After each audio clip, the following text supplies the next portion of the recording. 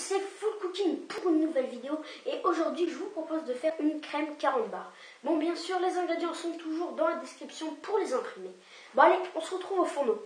Pour cette recette de crème au carambar, il vous faudra 40 g de sucre, 25 carambars originales donc au caramel, 5 œufs et 50 centilitres de lait. Allez, on se retrouve pour faire la recette. Alors pour cette recette, nous allons commencer par séparer les blancs des jaunes, donc pour 4 œufs, comme vous le voyez ici. Donc, vous ouvrez comme ceci, vous gardez deux parties droite-gauche, et vous échangez le jaune de droite à gauche. Et après, vous le mettez dans l'autre cul de poule, et vous faites ça pour 4 œufs. J'ai lancé mon four à 170 degrés, donc maintenant, les blancs, on va les mettre sur le côté pour les réutiliser après pour autre chose. Et on va prendre nos jaunes, le sucre, on va mettre le sucre par-dessus et nous allons battre tout ça pour blanchir nos jaunes. Donc après avoir blanchi nos jaunes d'œufs comme ceci, ça veut dire que les jaunes d'œufs sont devenus blancs, enfin plus blancs qu'avant, et bien nous allons prendre notre œuf, notre 5e œuf, parce que là on n'en a mis que 4 jaunes. Donc on prend le 5e œuf, on l'ouvre, enfin on le casse, et on le met à l'intérieur de cette préparation. Donc nous jetons la coquille, et nous allons battre un bon coup, comme ceci. Nous allons prendre une petite casserole comme ceci, et nous allons donc ouvrir tous nos carambars, donc nos 25 carambars, dans cette casserole. Allez, on est parti. Comme ouvrir des carambars, ça prend beaucoup de temps, je me suis dit que tu avais bien 2 secondes à m'accorder pour lire cette blague, la blague carambar de fou. Donc cette blague, c'est pourquoi mettons des journaux au frigo?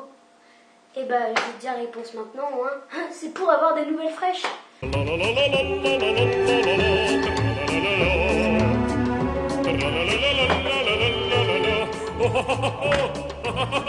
What the fuck? Mais c'est quoi ce bordel? Après avoir dépioté donc tous les carambars, ce que nous allons faire, c'est mettre donc tout le lait dans les carambars et allumer le feu. Notre carambar a bien fondu, donc maintenant nous allons porter notre lait à ébullition.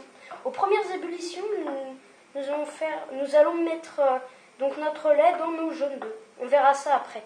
Notre lait est en train de bouillir, donc maintenant nous allons le mettre à côté de nos œufs. Notre lait est bien chaud, donc maintenant nous allons mettre petit à petit notre lait dans nos œufs en remuant bien fort pour que nos œufs ne cuisent pas.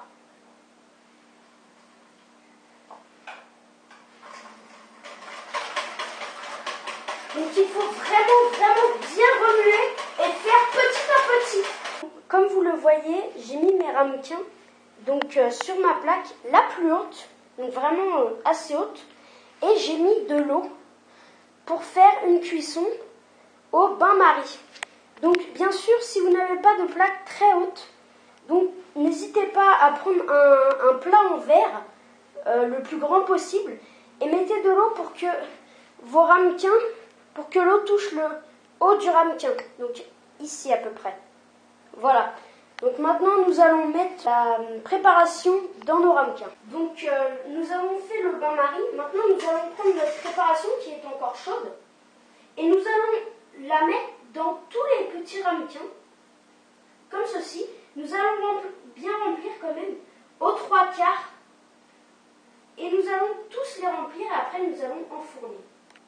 Comme vous le voyez, pour cette recette, vous obtiendrez 6 crèmes donc, dans les petits ramequins. Donc maintenant, nous allons enfourner. Donc nous allons enfourner pendant 45 minutes à 170 degrés en faisant attention parce que c'est quand même un bain-marie, donc vous pouvez en mettre partout. Et au milieu de la recette, s'il manque de l'eau, parce qu'il y aura de l'évaporation bien sûr, eh bien n'hésitez pas à rajouter de l'eau. Donc je verrai par moi-même à combien de temps je rajoute de l'eau personnellement. Allez, à tout. Pour vous faciliter la vie, donc mettez tout en bas du four sur la plaque. Donc je n'ai même pas mis aux échelons Comme vous voyez, tous mes échelons sont vides. Donc j'ai mis vraiment tout en bas, donc ça colle par terre. Enfin par terre, le dessous du four. Donc on se retrouve tout à l'heure. Donc il reste plus que 15 minutes de cuisson. Donc j'ai pris un peu d'eau. Donc nous ouvrons notre four normal et nous rajoutons l'eau au bain-marie comme ceci. Donc vous ne rajoutez que 500 centilitres, hein. Que 500 millilitres, je veux dire, c'est amplement suffisant. Après, vous verrez au niveau de votre évaporation. Donc, on se retrouve tout à l'heure pour vous montrer les crèmes au résultat final.